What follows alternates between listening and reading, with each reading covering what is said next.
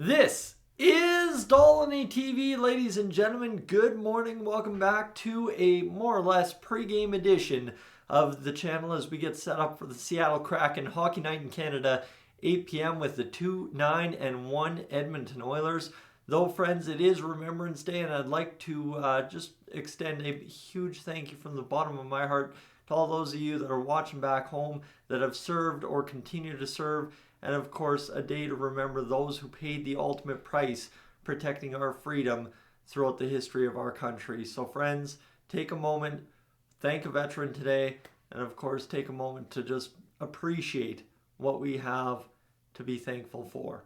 Friends, as much as the Oilers are sucking right now, obviously, there is hope still, right? That's where we come from this morning, is you win against the Seattle Kraken, things maybe start turning. It was Jay Woodcroft yesterday that said, hey, it takes one to start a streak. Well, you're hoping that that may very well be the case today against the Kraken, because there is nowhere else to go but up from here. Obviously, you're in the basement, 32nd overall.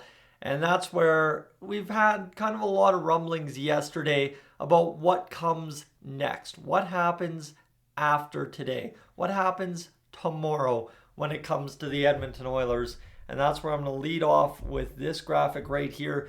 The Oilers firing. So you've probably by now seen Patrick's video from the Oilers Fanatic. Well, let me just break this one down with you a little bit further. Ryan Rishaug going out there and saying that there was going to be no movement on the coaching front yesterday. We awaited that quite heavily throughout the early part of the day. Nothing happened. And then he followed it up just a few minutes later, expecting Woodcroft to be behind the bench for Saturday's game. All things will be evaluated after this road trip. So, okay, good. You got that. Now you move into this, which you saw over on the Oilers Fanatic last night. Myself, taking some time after a busy day. Breaking news from the Heavy Hockey. Multiple sources confirming that Holland, Woodcroft, and Manson are out after this road trip and long weekends. So that's kind of what we got. Yes, they named Paul Coffey and Glenn Gulutzan as potential names being looked at. Obviously, Paul Coffey as GM and Glenn Gulutzan as head coach or interim head coach. So that's kind of the situation we find ourselves in. And why we look at that is all roads lead to tonight's game. Is, you know what, a win?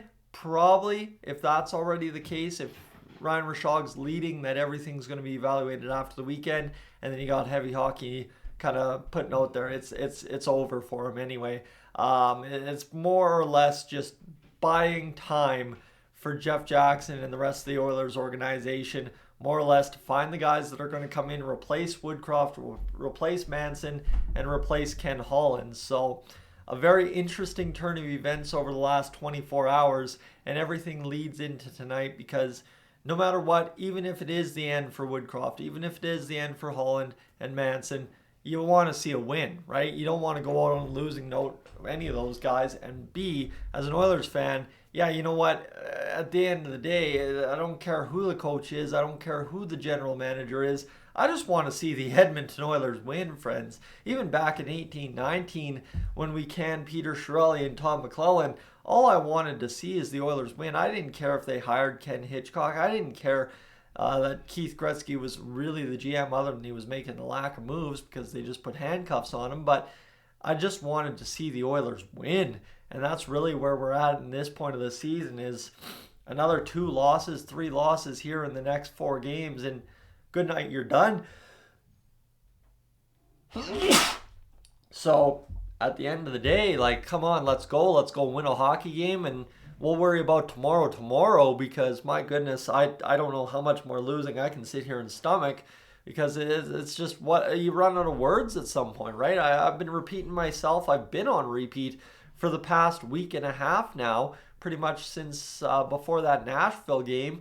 And really, what happens? The Oilers go out and lose tonight, and you just sit here and say the exact same things I have been for the past month, because it's the exact same things that they keep losing because of. And yeah, a goalie trade doesn't necessarily solve all the problems, but maybe it sparks the team. Oh crap, we need to play better in front of our netminders, right? Is the defense sucks, but this is the same defense that went on, what, a 25-2-7 run or something down the stretch last year. Like, they're capable of playing defense but they're incapable of thinking that they can play defense at this point. So that's a whole problem.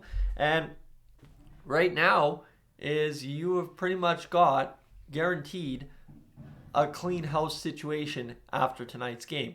So if you know you're cleaning house after tonight's game, go and give it hell. And obviously go out there and give your new GM, your new head coach, and your new assistant coach a reason to come in and think that you can actually achieve something this year. Because the last thing you want is a coach coming in and saying, this group's toast. I mean, I can do what I want, but I'm just a figurehead in a losing season, more or less.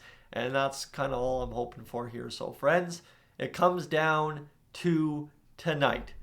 The end-all, be-all of the tenure of Ken Holland, Jay Woodcroft, and Dave Manson. We'll see what the results are.